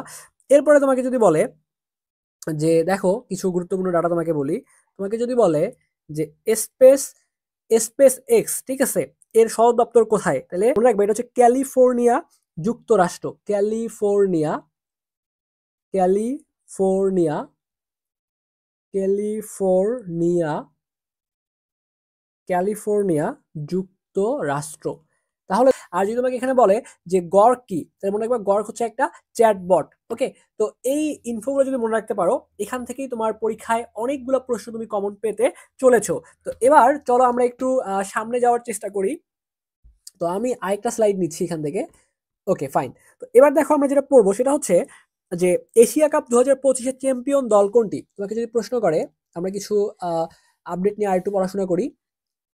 তো তোমাকে যদি বলে যে এশিয়া কাপ নিয়ে যদি বলে যে এশিয়া কাপ, এশিয়া কাপ 2025-এর চ্যাম্পিয়ন দল নিচের কোনটি? তাহলে এশিয়া কাপ 2025-এর চ্যাম্পিয়ন দল হচ্ছে, তাহলে চ্যাম্পিয়ন দল কোনটা? ভারত। এশিয়া কাপ 2025-এর চ্যাম্পিয়ন দল ভারত, এটা মনে রাখবা। এরপর হচ্ছে ক্রিপ্টোকারেন্সি ব্যবহারে শীর্ষ দেশ কোনটি? তাহলে এই ভারত থেকে আরেকটা জিনিস মনে রাখবা যে ক্রিপ্টোকারেন্সি ব্যবহারে শীর্ষ দেশও হচ্ছে ভারত। তাহলে কি বললাম যে ক্রিপ্টোকারেন্সি, ঠিক আছে, ক্রিপ্টো কারেন্সি, ক্রিপ্টোকারেন্সি ব্যবহারে শীর্ষ দেশ। তাহলে ক্রিপ্টোকারেন্সি ব্যবহারে শীর্ষ দেশ হচ্ছে ভারত। এবং এখানে তোমাকে যেটা বলবে যে এশিয়া কাপ 2025-এর চ্যাম্পিয়ন দল কোনটা, সেটাও কিন্তু ভারত। দুইটাই মনে রাখবা। আর এশিয়া কাপ 2025 কোথায় অনুষ্ঠিত হয়? এই যে এশিয়া কাপ আমরা যে পড়তেছিলাম, তো এইখান থেকে তোমাকে আরেকটা জিনিস মনে রাখতে হবে। আচ্ছা, সেটা হচ্ছে দেখো যে এই এশিয়া কাপ যে জিনিসটা বলতেছিলাম, কি বলতেছিলাম? আচ্ছা, এশিয়া কাপ 2025 কোথায় অনুষ্ঠিত হয়? তাহলে এই এশিয়া কাপ 2025 কোথায় অনুষ্ঠিত হয়? তাহলে মনে রাখবা যে এটা অনুষ্ঠিত হয়, আমি একটু লিখে দিচ্ছি, অনুষ্ঠিত। তাহলে অনুষ্ঠিত হয় এশিয়া কাপ 2025 অনুষ্ঠিত হয় সংযুক্ত আরব আমিরাতে, সংযুক্ত সংযুক্ত আরব সংযুক্ত আরব আমিরাত, তাহলে এইটা সংযুক্ত আরব আমিরাতে অনুষ্ঠিত হয়। এশিয়া কাপ 2025-এর আয়োজক দেশ ছিল, তোমরা একবার যে এশিয়া কাপ 2025-এর যদি বলে যে আয়োজক দেশ, তাহলে আয়োজক দেশ ছিল আবার পাকিস্তান। আয়োজক দেশ ছিল আবার পাকিস্তান। তাহলে আয়োজক দেশ ছিল আবার কে বলতো? পাকিস্তান ছিল আয়োজক দেশ। ওকে, আচ্ছা, এরপরে আমরা জুলাই গণ অভ্যুত্থান নিয়ে দুই একটা আপডেট ইনফো তোমাদেরকে একটু শেয়ার করি, যেগুলো সব থেকে বেশি গুরুত্বপূর্ণ। যদি বলে যে জুলাই ঘোষণাপত্র পাঠ করা হয় কত তারিখে, একটু লিখে রাখো। জুলাই ঘোষণাপত্র, জুলাই ঘোষণাপত্র, জুলাই ঘোষণাপত্র পাঠ করা হয়, জুলাই ঘোষণাপত্র পাঠ করা হয়। মনে রাখবা যে জুলাই ঘোষণাপত্র পাঠ করা হয় 5 আগস্ট। তাহলে জুলাই ঘোষণাপত্র পাঠ করা হয় 5 আগস্ট, ঠিক আছে। আচ্ছা, তো জুলাই গণঅভ্যুত্থানের প্রথম শিশু শহীদের নাম কি? একটু মনে রাখবা যে জুলাই গণঅভ্যুত্থানের প্রথম শিশু শহীদের নাম কি? জুলাই গণঅভ্যুত্থানের প্রথম যে শিশু শহীদ হয়েছে, তো এই শিশুর নাম হচ্ছে, মনে রাখবা, মোহাম্মদ সিয়াম। মোহাম্মদ সিয়াম, মোহাম্মদ সিয়াম। ওকে, ফাইন। আচ্ছা, এরপরে আমরা আবার একটু চলে আসবো যে বাংলাদেশে বর্তমানে ডিজিটাল ব্যাংক কয়টা? বাংলাদেশে বর্তমানে যদি বলে যে, মনে রাখবা, বাংলাদেশে বর্তমানে তোমাকে যদি প্রশ্ন করে যে ডিজিটাল ব্যাংক কয়টা, ডিজিটাল, বাংলাদেশে বর্তমানে ডিজিটাল ব্যাংক, বাংলাদেশে বর্তমানে ডিজিটাল ব্যাংক একটা। কয়টা ভাইয়া বলো তো? একটা ডিজিটাল ব্যাংক আছে। আচ্ছা, ফাইন।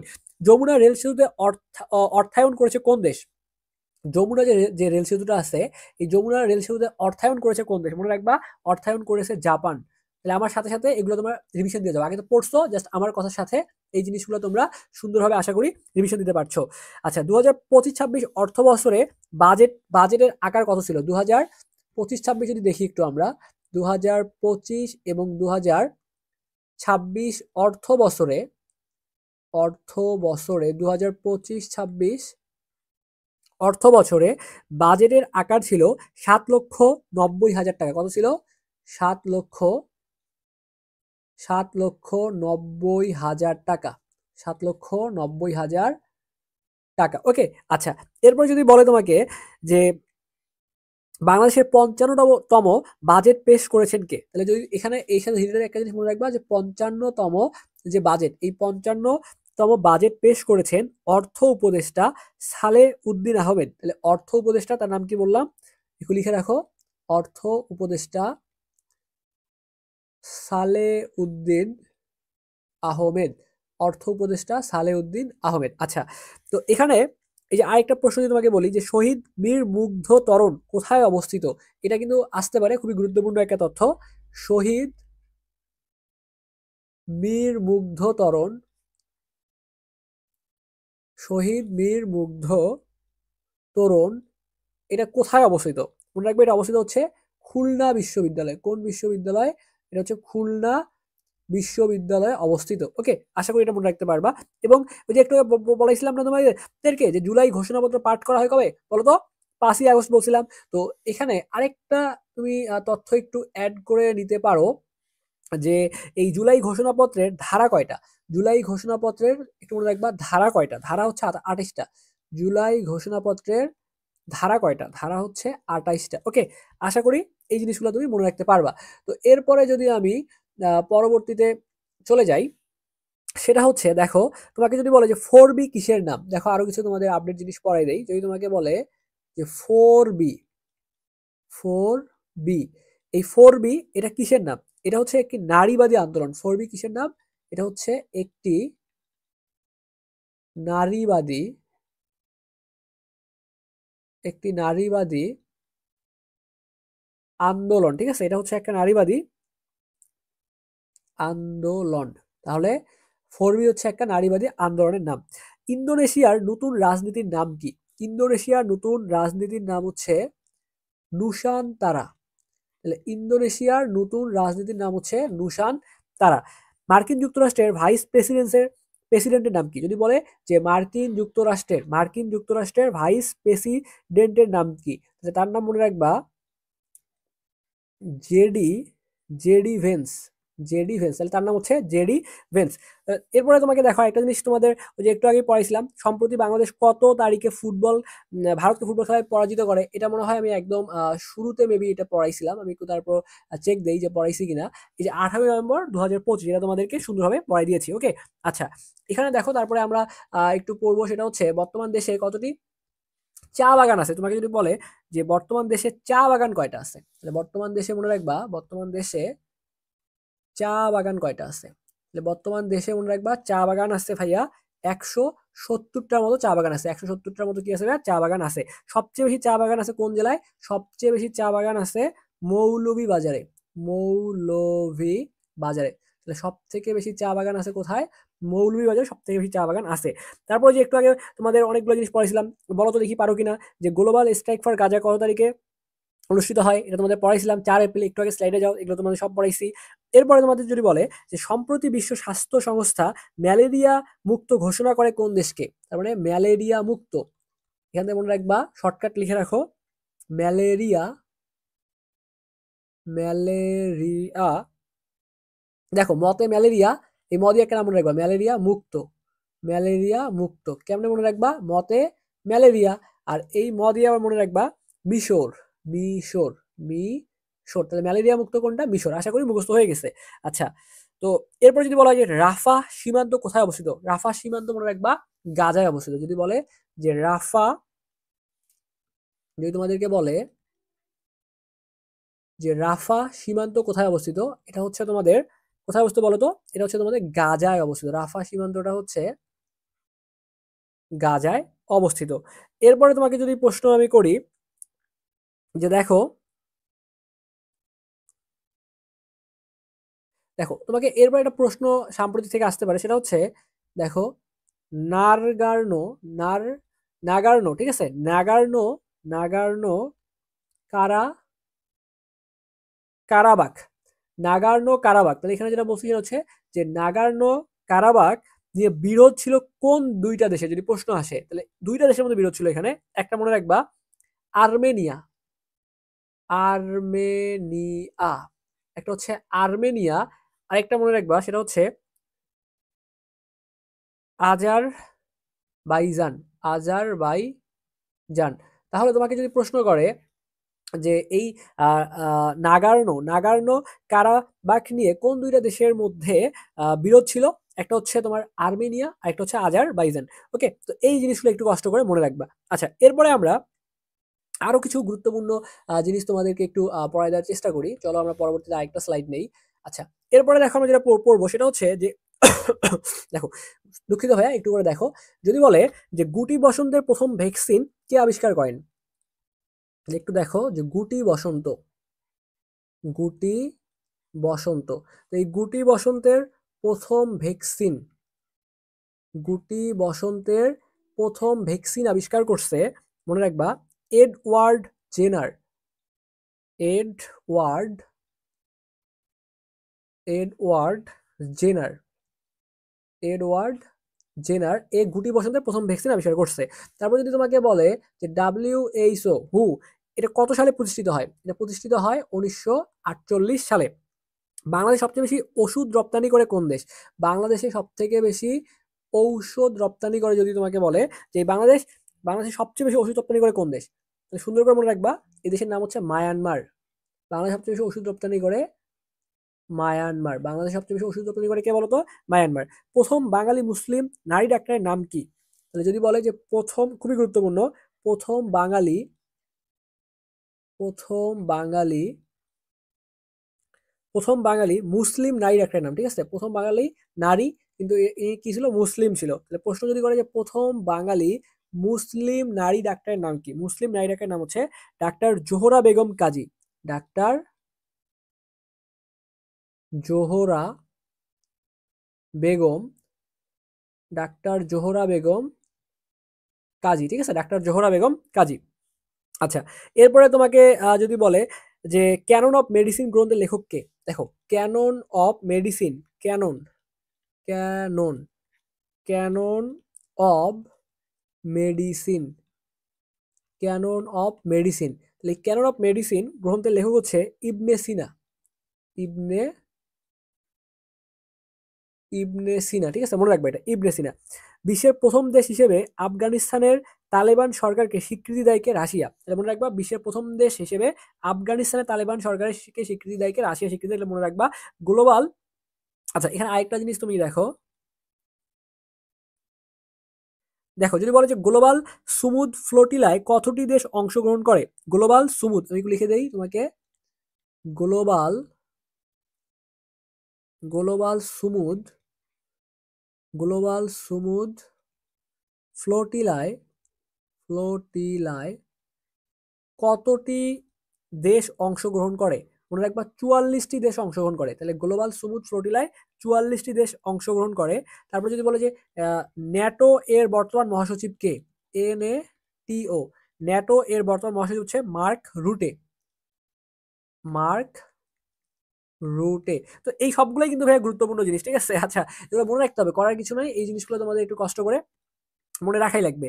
এরপরে যদি তোমাকে আরেকটা প্রশ্ন করে যে 97তম অস্কার 2025-এ সেরা চলচ্চিত্র হিসেবে নির্বাচিত হয় কে, বা কোনটি, বলতে পারে যে কোনটি আসলে আসলে তোমার সেরা চলচ্চিত্র হিসেবে কি হয়, নির্বাচিত হয়, সেটা মনে রাখবা।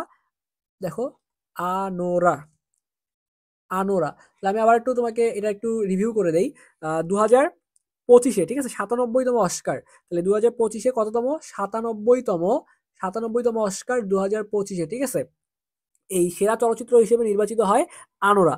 এরপরে আইসিসি ওয়ার্ল্ড টেস্ট চ্যাম্পিয়নশিপ 2025, তাহলে মনে রাখবা আইসিসি ওয়ার্ল্ড টেস্ট চ্যাম্পিয়নশিপ 2025 কোন দেশ বিজয়ী হয়?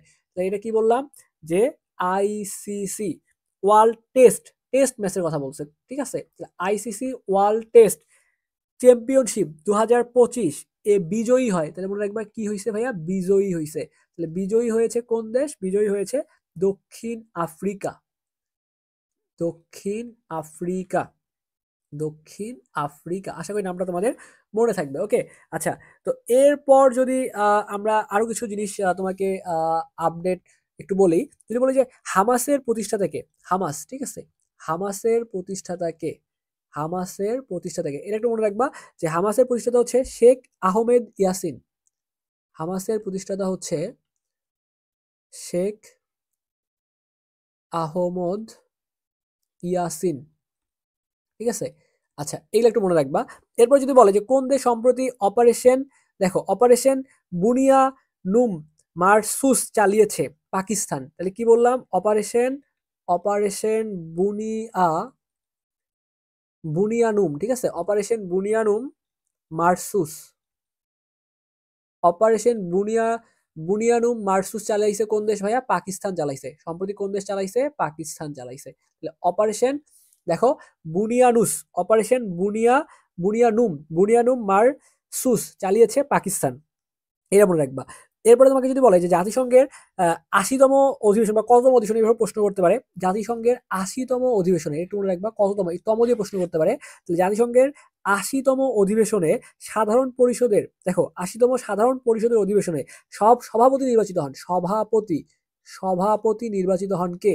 এটা প্রশ্ন করতে পারে। তাহলে সভাপতি নির্বাচিত হন, দেখো, আনালেনা, নামটা মনে রাখবা, আনা লেনা আনালেনা সরোয়ার, আনালেনা সরোয়ার, আনালেনা সরোয়ার।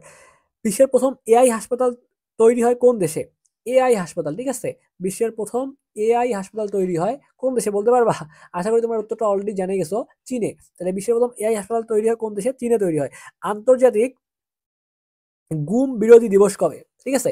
তাহলে যদি বলে যে আন্তর্জাতিক গুম বিরোধী দিবস, আন্তর্জাতিক গুম বিরোধী দিবস, তাহলে আন্তর্জাতিক গুম বিরোধী দিবস কবে বলতো? আন্তর্জাতিক গুম বিরোধী দিবস হচ্ছে 30 আগস্ট, 30 আগস্ট। ওকে, এগুলো একটু মনে রাখবা। তো এগুলো যদি মনে রাখতে পারো, আশা করি এখান থেকেই তোমার অনেক প্রশ্ন চলে আসবে। এরপরে আমি তোমাকে আরো কিছু জিনিস একটু পড়িয়ে দেওয়ার চেষ্টা করতেছি, সেটা হচ্ছে দেখো একটু করে। আচ্ছা ওকে ফাইন। তো এবার আমি যে জিনিসগুলো তোমাদের পড়াবো, দেখো এগুলো তোমরা সবাই জানো যে মার্চ ফর গাজা কর্মসূচি কবে পালন করা হয়? তাহলে মার্চ ফর গাজা যদি তোমাকে বলে যে মার্চ ফর গাজা, তাহলে মার্চ ফর গাজা কর্মসূচি পালন করা হয় 12 এপ্রিল।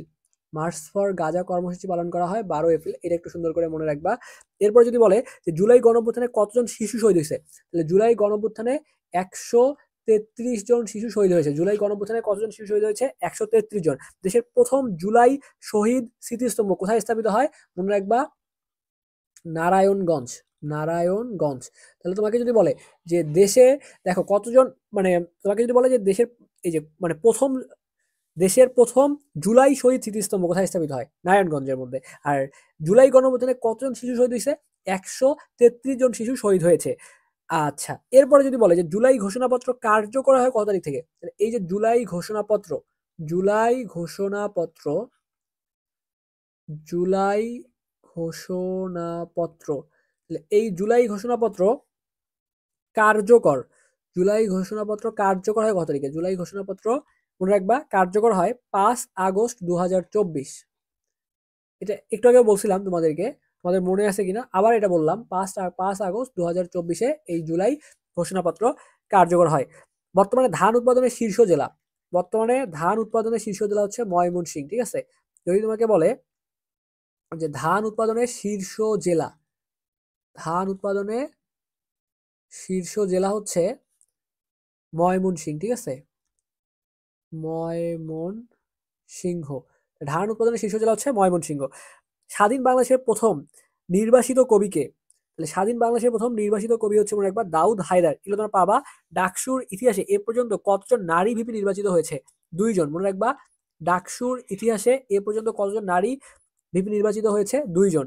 আন্তর্জাতিক মাতৃভাষা পদক 2025 জন্য কোন প্রতিষ্ঠানকে মনোনীত করা হয়? তাহলে কি বললাম? আন্তর্জাতিক মাতৃভাষা, আন্তর্জাতিক মাতৃভাষা পদক, দেখো একটু করে, আন্তর্জাতিক, আন্তর্জাতিক মাতৃভাষা পদক 2025 এর জন্য কোন প্রতিষ্ঠানকে মনোনীত করা হয়? এটা মনে রাখবা Bangladesh mission Paris, Bangladesh mission,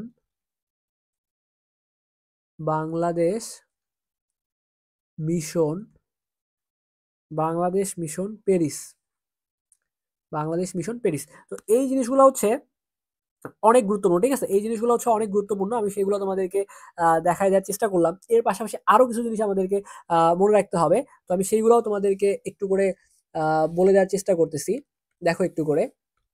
ওকে, তো এবার তোমাকে তোমাকে যদি বলে যে এখানে বিভিন্ন টাইপের প্রশ্ন তোমার আসতে পারে যে পাট উৎপাদনের শীর্ষ জেলা কোনটা? একটু আগে ধান উৎপাদনে দেখছি, তাহলে পাট উৎপাদনের শীর্ষ জেলা হচ্ছে ফরিদপুর। মনে রাখবা যে পাট উৎপাদনের শীর্ষ জেলা কোনটা? পাট উৎপাদন যদি তোমাকে বলে পাট উৎপাদন, তাহলে মনে রাখবা যে পাট উৎপাদনের শীর্ষ জেলা হচ্ছে ফরিদপুর। আচ্ছা, এগুলো আমার লিখে পড়াইতে গেলে অনেক বেশি সময় লাগবে। আমি দেখি একটা আমাদের স্লাইড রেডি করা আছে, এই স্লাইডটা তোমাদেরকে একটু বুঝায় বলে দেই, তাহলে আশা করি তোমরা এগুলো ইজিলি বুঝতে পারবা। আমি যদি তোমাদেরকে একটু দেখাই। ওকে, সো এইগুলো আমি তোমাদের দিয়ে দিব। ঠিক আছে, এই স্লাইডগুলো আমি তোমাদের দিয়ে দিব, তোমরা এটা নিয়ে চাপ নিও না। এখানে যে স্লাইডগুলো দেখতে পাচ্ছ, যে অলরেডি তোমাদেরকে আমি এগুলো সবগুলাই মেবি পড়িয়েছি। দেখো এগুলো তোমাদের পড়িয়েছি। এই যে সব থেকে বেশি তোমাদের হচ্ছে যে চা বাগান, যেটা আমি একটু পেনটা সিলেক্ট করি তাহলে তোমরা দেখতে পারবা। এইটাই, এই যে এটা মেবি পেন। ওকে, তো যেটা তোমাদের বললাম যে চা বাগান, আচ্ছা এই কালারটা একটু থিকনেসটা বাড়াতে হবে এবং কালারটা চেঞ্জ করে যদি রেড নেই তাহলে ক্লিয়ার বোঝা যাবে। তো যেটা তোমাকে বলছিলাম যে চা বাগান 170টা রয়েছে। তারপরে রাফা সীমান্ত কোথায় অবস্থিত? গাজায়। এটা তোমাদের বলছিলাম যে গ্লোবাল স্ট্রাইক ফর গাজা কত তারিখে অনুষ্ঠিত হয়? এটা তোমাদের 7 এপ্রিল, এটা তোমাদেরকে পড়াইছিলাম। ঠিক আছে, তারপরে ওই যে একটু আগে পড়াইলাম না যে নাগার্নো কারাবাখ, নাগার্নো কারাবাখ নিয়ে কোন দুইটা দেশের মধ্যে তোমাদের ঝামেলা হয়েছিল? একটা হচ্ছে আর্মেনিয়া আর একটা হচ্ছে আজারবাইজান। ওকে ওকে ওকে ফাইন, আশা করি তোমরা এগুলো পারবা। এগুলো তোমাদের সবগুলাই পড়াই দিছি। এই যে এআই হাসপাতাল তোমাদের যদি বলে যে এআই হাসপাতাল প্রথম কোন দেশে হয়েছে? এটা কিন্তু চীনে। ঠিক আছে, এটা কিন্তু গুরুত্বপূর্ণ ভাই, এটা তোমাদের জানতে হবে, চীনে। আচ্ছা, এরপরে তোমাদের এই যে বলছিলাম যে WHO কত সালে প্রতিষ্ঠা হয়? 1998 সালে। দেখো এগুলো সবগুলো তোমাদের বলছিলাম। তারপরে এই যে গ্লোবাল সুমুদ ফ্লোটিলায় কত দেশ অংশগ্রহণ করে? 44 দেশ, এটা তোমাকে বলছিলাম। তারপরে তোমাকে ক্যানন অফ মেডিসিন গ্রন্থের লেখককে? ইবনে সিনা। প্রথম বাঙালি মুসলিম নারী ডাক্তারের নাম কি? ডাক্তার জোহরা বেগম কাজী। এগুলো তোমাকে পড়াইছিলাম, সবগুলোই তোমাদেরকে পড়িয়েছিলাম। আচ্ছা, তো এবার আমরা যে জিনিসটা পড়বো সেটা হচ্ছে, দেখো একটু করে আমরা এই যে একটু এই অংশগুলো একটু পড়ার চেষ্টা করবো। এগুলো তোমাদের পড়াইনি আমি, এগুলো একটু দেখাই, এগুলো একটু দেখাই দিই, পারবা এগুলো সবগুলাই। যে জুলাই আন্দোলনে, জুলাই গণঅভ্যুত্থানে মার্চ ফর জাস্টিস কর্মসূচি পালিত হয় 31 জুলাই। 31 জুলাই, এর একটু মনে রাখবা, 31 জুলাই। তাহলে জুলাই গণঅভ্যুত্থানে মার্চ ফর জাস্টিস কর্মসূচি পালিত হয় 31 জুলাই। সংসপ্তক, এটা যখন আমরা যে তোমাদের বাংলাদেশ পাঠ পড়াবো ওখানে নোট করে দিব তোমাদের এইগুলা, যে সংসপ্তক ভাস্কর্যের ভাস্করকে, ঠিক আছে, এটা হচ্ছে হামিদুজ্জামান খান। খুবই গুরুত্বপূর্ণ, খুবই গুরুত্বপূর্ণ, এটা হচ্ছে খুবই খুবই গুরুত্বপূর্ণ। হামিদুজ্জামান খান। বাংলাদেশের বর্তমান কোন কোন নোটে জুলাই গণঅভ্যুত্থানের গ্রাফিতি আছে, ঠিক আছে। তো এই যে টাকার যে ব্যাপার স্যাপারগুলো আমি একটু ক্লিয়ার করে দেই। টাকা নিয়ে যারা পড়তে চাও, এই টাকা নিয়ে কিন্তু অলরেডি ভাইয়া আমাদের স্বপ্নের পাঠশালার যে ইউটিউব চ্যানেল আছে, ইউটিউবে যে সার্চ করবা স্বপ্নের পাঠশালা, SHOPNER, স্বপ্নের পাঠশালা, PATHSHALA, স্বপ্নের পাঠশালা। তুমি লিখতে পারো যে বর্তমান যে টাকার যে নোটগুলো আছে লিখে সার্চ করে, তুমি যা লিখে সার্চ করানো বা চ্যানেলে যাও, ঠিক আছে, গেলে তুমি এই যে টাকার কোন টাকার নোটে কোন ধরনের ছবি আছে বা গ্রাফিতি আছে এটা আমি ক্লিয়ার করে দিছি ভাইয়া। ওই একটা ভিডিও মাত্র 13 মিনিট সময় লাগবে দেখতে। ওই 13 মিনিটের একটা ভিডিও তুমি যদি দেখতে পারো, তাহলে আশা করতেছি আমি ওই 13 মিনিটের ভিডিও থেকে তোমার একটা বা দুইটা প্রশ্ন ইজিলি কমন চলে আসবে, ঠিক আছে। আচ্ছা, তো এখানে দিলে বলছে যে 5 টাকার নোট, 10 টাকার নোট এবং 200 টাকার নোটে দেখো বাংলাদেশের বর্তমানে কোন কোন নোটে জুলাই গণ অভ্যুত্থানের গ্রাফিতি আছে, 5, 10 এবং 200 মনে রাখবা। একটা হচ্ছে 5, একটা হচ্ছে 10 আর একটা হচ্ছে 200। আচ্ছা, এরপর যদি বলি যে পাট উৎপাদনের শীর্ষ জেলা কোনটা, ঠিক আছে, তাহলে দেখো একটু আগে তোমাদের বলছিলাম যে ধান উৎপাদনের শীর্ষ জেলা। এবার দেখো বলছে পাট উৎপাদনের শীর্ষ জেলা হচ্ছে ফরিদপুর, পাট উৎপাদনের শীর্ষ জেলা ফরিদপুর। গম উৎপাদনের শীর্ষ জেলা হচ্ছে ঠাকুরগাঁও। বাংলাদেশে এরপরে তোমাকে বলছে যে 62তম জিআই পণ্য কোনটা, খুবই গুরুত্বপূর্ণ। 62তম জিআই পণ্য হচ্ছে মেহেরপুরের সাবিত্রী মিষ্টি। 62তম, দেখো বলছে 62তম জিআই পণ্য, খুবই গুরুত্বপূর্ণ, মনে রাখবা মেহেরপুরের সাবিত্রী মিষ্টি। শ্রাবণ বিদ্রোহ এর পরিচালককে, মনে রাখবা আরিফুর রহমান। ঢাকা মেডিকেল কলেজ কত সালে প্রতিষ্ঠিত হয়, এটাও খুবই গুরুত্বপূর্ণ। এটা অনেকবার প্রশ্নটা চলে আসছিল, এই প্রশ্নটা মেডিকেলেও চলে আসছে যে ঢাকা মেডিকেল কত সালে প্রতিষ্ঠিত হয়। আমি সঙ্গে লিখে দিই তাহলে তোমার জন্য মনে থাকে। মনে রাখবা 1946 সালে। ঢাকা মেডিকেল কলেজ কত সালে প্রতিষ্ঠিত হয়, 1946 সালে। সার্জারির জনক হিসেবে বিবেচনা করা হয় কাকে, দেখো শতে সার্জারি, শতে শতে সার্জারি, শতে কি বলতো শত্রুজ, শতে সার্জারি, শতে শত্রুজ। তাহলে সার্জারির জনক হিসেবে বিবেচনা করা হয় শত্রুজকে।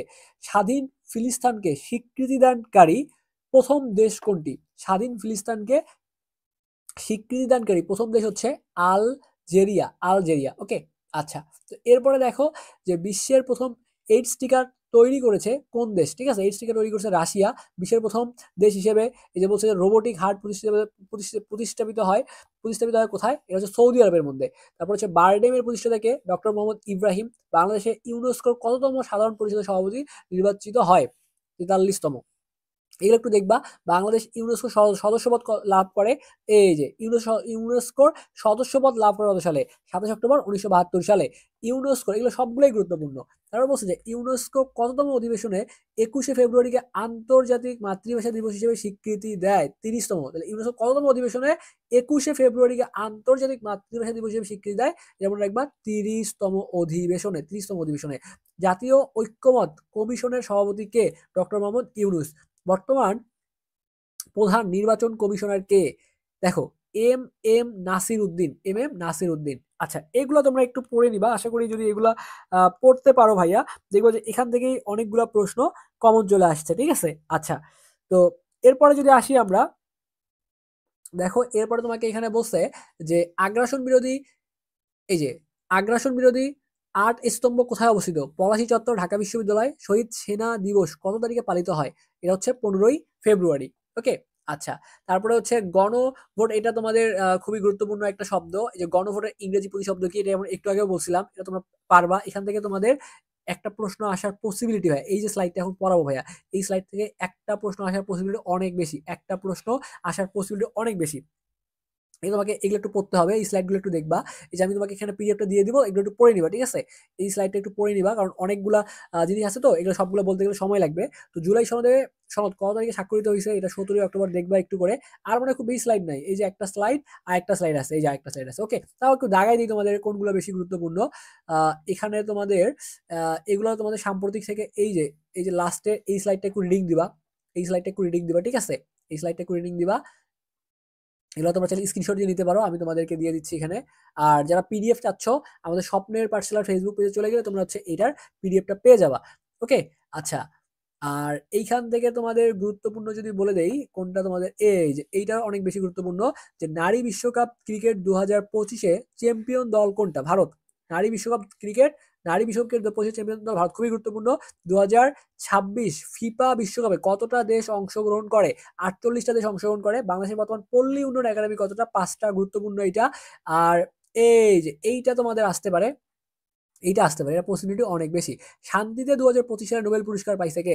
শান্তিতে 2025 সালে নোবেল পুরস্কার পাইছে মারিয়া করিনা মাচাদো, ঠিক আছে? মারিয়া করিনা মাচাদো কি করছে ভাইয়া? শান্তিতে 2025 সালে নোবেল পুরস্কার পাইছে। আমরা আবার পড়ো, মারিয়া মারিয়া মারিয়া করিনা মাচাদো, সে কি করছে? 2025 সালে শান্তিতে নোবেল পুরস্কার পাইছে। এটা 100% কিন্তু ইম্পর্টেন্ট, আসতে পারে ভাইয়া। তারপরে ওই যে একটু আগে পড়াইছিলাম, সম্প্রতি কোন দেশের সাথে সৌদি আরব প্রতিরক্ষা চুক্তি করেছে পাকিস্তানের সাথে? ওকে, এগুলো একটু দেখবা। এইগুলো যদি একটু পড়তে পারো ভাইয়া, তাহলে দেখো আমি তোমাদের এতক্ষণ যে স্লাইডগুলো পড়াইলাম, এখান থেকে তোমার মিনিমাম, এখান থেকে তোমার মিনিমাম আমি আশা রাখতেছি যে তুমি স্লাইডগুলো পড়লা আমার সাথে, এখান থেকে মিনিমাম তোমার 2 থেকে 3, বা যদি কপাল ভালো থাকে তোমার 4 মার্ক কমন আসবে। তোমার 4 মার্ক এই কয়েকটা পৃষ্ঠা থেকে তোমার কমন আসার পসিবিলিটি বেশি, আসতে পারে। এগুলো থেকে বলা তো যায় না। এর বাইরেও তোমার আরো তো তোমার হচ্ছে সাম্প্রতিক তথ্যগুলো রয়েছে, সাম্প্রতিক তথ্যগুলো রয়েছে। তো সেই সাম্প্রতিক তথ্যগুলো পড়ো। এখানে তোমাকে তো জাস্ট হাইলাইটের অংশগুলো পড়িয়েছি। আর আমাদের যারা তোমরা শিওর শর্ট ব্যাচে ভর্তি রয়েছে, সেখানে কিন্তু 2টা শিওর শট নিয়েছি। কয়টা শিওর শট নিয়েছে? 2টা শিওর শট নেওয়া হয়েছে। একটার ডিউরেশন হচ্ছে 3 ঘন্টা, একটার ডিউরেশন হচ্ছে 3 ঘন্টা, আর একটা ডিউরেশন হচ্ছে 2 ঘন্টা। 2 ঘন্টা, তাহলে এই 3 আর 2 5 ঘন্টার যারা ক্লাসটা আমাদের পেইড ব্যাচে থেকে করছো, আশা করি তাদের জিকে নিয়ে প্রবলেম হবে না। আর যদি এই যে এখন যেগুলো পড়াইলাম এগুলো পড়লেই তো কাভার আপ হয়েছে। তাহলে 3 আর 2 5 ঘন্টার শিওর শট ক্লাসটা দেখো, ঠিক আছে? এর পাশাপাশি তোমাদের যাদের ফিজিক্সের প্রবলেম আছে, ফিজিক্সের গাণিতিক প্রবলেম সমাধানের সব ক্লাস দেখো। কেমিস্ট্রির যে ডাগার এগুলো নিয়ে 5 ঘন্টার ক্লাস দিয়েছি, সেই ক্লাস দেখো। জুলজির যে ক্লাস দিয়েছি, ঠিক আছে, জুলজির যে ক্লাস দিয়েছি সেই ক্লাস দেখো। এরপরে বোটানির যে তোমাদের শিওর শর্ট ক্লাস দিয়েছি, বোটানি, তো এই শিওর শর্ট ক্লাসগুলো দেখো। যে পিডিএফ গুলো দিয়েছি, এই পিডিএফ গুলো পড়ো, ঠিক আছে? এই শিওর শর্ট ক্লাসগুলো পিডিএফ অনুসরণের প্রশ্ন যদি পড়তে পারো, কোশ্চেন ব্যাংক পড়তে পারো ভাইয়া, শেষ সময় তো এইগুলাই মোর দেন ইনাফ, এগুলো থেকে প্রশ্ন আসবে। ওকে, তো যারা আমাদের পেইড ব্যাচে ভর্তি হয়েছো তারা কিন্তু 510 টাকা দিয়ে শেষে ভর্তি হয়েছো। কারণ যদি এখনো মনে হয়, ঠিক আছে, পরীক্ষা তো খুব বেশি দিন বাকি নেই, ভিডিও শুট করতেছি, তাহলেও তোমরা 510 টাকা দিয়ে শিওর ক্লাসগুলো দেখতে পারবা। ভর্তি হওয়ার জন্য আমাদের যে হোয়াটসঅ্যাপ যে নাম্বারটা রয়েছে 01317132318, আমাদের এই নাম্বারে হোয়াটসঅ্যাপে একটা মেসেজ করে আমাদের এডমিনের সাথে কথা বললেও তোমরা শিওর শর্ট ক্লাসগুলো পেয়ে যাবা, ঠিক আছে? সবগুলো সাবজেক্টের sure short class, one short class পেয়ে যাবা তোমরা। ওকে, তো ভর্তি হওয়ার জন্য আমাদের এই যে হোয়াটসঅ্যাপ নাম্বার দেখতে পাচ্ছ, এই নাম্বারে 510 টাকা সেন্ড মানি করবা। সেন্ড মানি করে এই নাম্বারে হোয়াটসঅ্যাপে একটা মেসেজ করে যদি বলো যে ভাই আমি টাকা পাঠাইছি, আমাকে প্রাইভেট গ্রুপে অ্যাড করে দেন, অথবা আমাদের সাথে কথা বলে ভর্তি হয়ে যেতে পারবা। ওকে, তো এইটা তোমাদের সব থেকে গুরুত্বপূর্ণ যে জিনিসগুলো আমি সেগুলো পড়াইলাম। আমাদের আরেকটা পিডিএফ আছে, ঠিক আছে? এই যে একটা পিডিএফ, এই পিডিএফটা যারা পড়বা, ঠিক আছে, এইখান থেকে তোমার যে আমি তোমাকে যে বললাম যে তোমার সবগুলো প্রশ্ন 100% কমন চলে আসবে, ঠিক আছে? তোমাকে ক্লাসের শুরুতেই কিন্তু বলছিলাম যে যারা একটু ভালো মতো ভাইয়ার কথাগুলো শুনবা। কোথায় নিয়ে গেল আমাকে? আচ্ছা, এটাকে আমরা একটু নিচে নামায় রাখি, আবার নিচে নিয়ে আসতেছে। এখানে আমরা এটাকে সিলেক্ট করতে পারবো না, কেন পারবো না একটু দেখি তো। আবার নিয়ে আসতেছে এখানে, এটাকে একটু নিচে নামাবো আমরা। ওকে ফাইন, এখানে পেন সিলেক্ট হবে না কেন? এমন হয়ে গেছে কেন? আচ্ছা, আমরা একটু দেখার চেষ্টা করতেছি যে, আচ্ছা এই যে তোমাদের যে স্লাইডটা আছে, এই যে পিডিএফটা আছে, ঠিক আছে, এই পিডিএফটা মানে যদি পড়তে পারো ভাইয়া, এখান থেকে তোমার ম্যাক্সিমাম প্রশ্ন কমন চলে আসবে। তো এই পিডিএফটা আমি তোমাদেরকে দিয়ে দিব। যদি তোমাদের মনে হয় যে ভাইয়া জিনিসগুলো একটু পড়াই দেন বা দাগাই দেন, সেগুলোও তোমাদেরকে দেওয়া পসিবল, ঠিক আছে? যেহেতু শেষ সময় পড়াইতে গেলে সময় বেশি লাগতেছে, আর আমরা তো অলরেডি 2টা ক্লাস নিয়েছি, ওই 2টা ক্লাসে আমরা মোটামুটি যে জিনিসগুলো আসতে পারে সেগুলো আমরা তোমাদেরকে কাভার করে দিয়েছি। তো এখানে তোমাদের যেমন দেখো যে বঙ্গভঙ্গ কয়েনকে লর্ড কার্জন 3 স্টার, তুমি যে 3 স্টার গুলোই পড়ো শেষ সময়, এগুলোই গুরুত্বপূর্ণ। বঙ্গভঙ্গ রদ কয়েনকে লর্ড হার্ডিন্স, ঠিক আছে, 100% আসবে। বাংলাদেশের প্রথম স্বাধীন নবাবকে নবাব মুর্শিদ কুলি খান, বাংলাদেশের শেষ স্বাধীন নবাবকে নবাব সিরাজউদ্দৌলা। এই যে 3 স্টার গুলো যদি পড়ো, এবং এই বক্সের মধ্যে দেখো পিনটা কেন সিলেক্ট হচ্ছে না এখানে। তো যাই হোক, এই যে এখানে তোমাকে প্রথম গভর্নরকে লর্ড ক্লাইভ, শেষ গভর্নরকে ওয়ারেন হেস্টিং, সবগুলো দেওয়া রয়েছে। তো এইগুলো তুমি যদি পড়তে পারো 100% আসবে। এরপরে যদি বলে যে কে বাংলার শাসন গণনা শুরু করেন? সম্রাট আকবর। ইউরোপীয় বণিকদের মধ্যে বাংলায় প্রথম এসেছিলেন পর্তুগিজরা। এই যে ইম্পর্টেন্ট জিনিসগুলো পড়বা। আর হচ্ছে এখানে জাস্ট এই যে গুরুত্বপূর্ণ জিনিসগুলো, যে প্রাচীন পুণ্ড্যবর্ধন কোথায় অবস্থিত? মহেস্থানগড়। এইভাবে ভাইয়া এই পিডিএফ এ আমি যে গুরুত্বপূর্ণ যে প্রশ্নগুলো দিয়েছি এখানে, তোমরা যদি এইগুলো পড়তে পারো, এগুলো থেকে তো আসবে। আর যদি খুব বেশি প্যারা মনে হয়, শিওর শর্ট ক্লাসগুলো করো, আমাদের শিওর শর্ট ক্লাসগুলো করো। আর আমি চিন্তা ভাবনা করতেছি আরো কিছু তোমাদের স্পেশাল প্রশ্ন দেওয়া যায় কিনা। তবে তোমাদের যে 2টা সিটের কথা বললাম, মানে এই যে স্পেশাল যে প্রশ্নগুলো এগুলোকে আলাদা করে দেওয়া যায় কিনা, আলাদা করে দেওয়া লাগতেছে না, কারণ এখানে তোমাকে 3 স্টার দেওয়া রয়েছে। তার মানে এই যে তোমাকে যদি বলে যে বর্তমান কেন্দ্রীয় শহীদ মিনার কবে উদ্বোধন করা হয়, 21 ফেব্রুয়ারি 1963, পারবা না ভাই এই প্রশ্নগুলো? পারবা। তাহলে এই 3 স্টার প্রশ্ন এবং ক্লাসের শুরুতে তোমাকে এই যে পিডিএফটা দেখাইছি ভাইয়া, এই যে গুরুত্বপূর্ণ ইম্পর্টেন্ট যে অংশগুলোর পিডিএফ, কেউ যদি এইগুলা পড়ে এখান থেকেই তোমার ম্যাক্সিমাম প্রশ্নগুলা কমন চলে আসবে ইনশাল্লাহ, এগুলো থেকে প্রশ্ন কমন চলে আসবে। তো যাই হোক, ক্লাসটা তোমাদের কেমন লাগছে একটু কমেন্ট করে জানাইও। তোমাদের আরো কোনো সাজেশন ক্লাস লাগবে কিনা, আমরা ফিজিক্সের একটা সাজেশন ক্লাস দেওয়ার চেষ্টা করবো, আমাদের কমেন্ট করে জানিও, আমরা তোমাদের এই ক্লাসগুলো দেওয়ার চেষ্টা করবো। সবাই ভালো থাকো, সুস্থ থাকো, এতক্ষণ সাথে থাকার জন্য সবাইকে ধন্যবাদ। আর যারা হচ্ছে এই পিডিএফটা নিতে যাচ্ছ, আমাদের ফেসবুক পেজে কন্ট্যাক্ট করো, বা আমি কমেন্ট বক্সে দেওয়ার চেষ্টা করবো, অথবা আমাদের ফেসবুক পেজ স্বপ্নের পাঠশালা বাই শাওন, এখানে তুমি মেসেজগুলো পেয়ে যাবে বা আমি পোস্ট করে দিব। এই দুইটা পিডিএফই আমাদের ফেসবুক পেজ স্বপ্নের পাঠশালা বাই শাওনে পোস্ট করে দিব, তোমরা সেখান থেকে পেয়ে যাইতে পারো, অথবা আমার যে ফেসবুক যে আইডি রয়েছে সেখানেও তোমরা কন্ট্যাক্ট করে নিতে পারবা, কোনো সমস্যা নাই। তো এতক্ষণ সাথে থাকার জন্য তোমাদের সবাইকে আবারও অসংখ্য ধন্যবাদ জানিয়ে আজকের ক্লাসটা আমি এখানেই শেষ করছি। ধন্যবাদ সবাইকে।